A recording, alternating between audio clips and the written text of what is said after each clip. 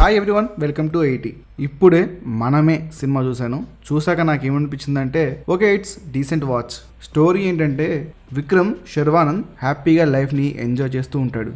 అయితే ఒకరోజు Vikram friend Anurag and తన భార్య ఒక ప్రమాదంలో చనిపోతారు. సో అనురాగ్ సన్ని పెంచే బాధ్యత విక్రమ్పై పడుతుంది.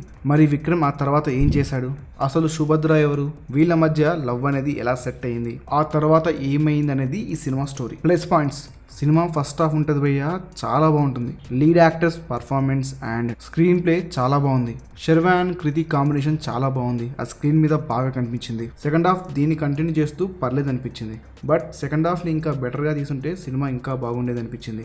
మైనస్ పాయింట్స్: ఈ సినిమాలో మ్యూజిక్ బాగానే ఉంది కానీ అక్కడక్కడ హాయ్ నాన్న ట్యూన్స్ రిపీట్ అయినట్టు అనిపించింది. ఇంకో మేజర్ మైనస్ పాయింట్ ఏంటంటే ఈ సినిమాకి డైరెక్టర్ శ్రీరామ్ ఆదిత్య ఫిల్మ్స్ అన్నీ కూడా బాగానే ఉంటాయి, కానీ ఆయన చేసే మిస్టేక్సే ఆ సినిమా రిజల్ట్ని దెబ్బతీస్తాయి. ఈ సినిమాలో కూడా అలాంటి మిస్టేక్సే చేశాడు. స్టోరీ అండ్ నరేషన్ కూడా బాగానే చేస్తాడు, కానీ అక్కడక్కడ చాలా మిస్టేక్లు చేస్తాడు. సెకండ్ హాఫ్ని డ్రాగ్ చేయడం అండ్ కొన్ని రెగ్యులర్ సీన్స్, ఇలా కొన్ని మిస్టేక్స్ చేయడం వల్ల అయితే సినిమా మీద కొంచెం ఇంట్రెస్ట్ తగ్గిపోతుంది ఒక స్టేజ్లో. బట్ ఓవరాల్గా అయితే మనల్ని సాటిస్ఫై చేస్తాడు. సో ఫైనల్గా మ్యాటర్ ఏంటంటే ఈ వీకెండ్ తప్పకుండా మీరు మనమే సినిమా చూడాల్సిందే. డెఫినెట్గా ఈ వీకెండ్ డీసెంట్ వాచ్ అంటాను. ఈ సినిమా అయితే ఐడి రేటింగ్ వచ్చేసి 3/5. ఇది ఈ వీడియో.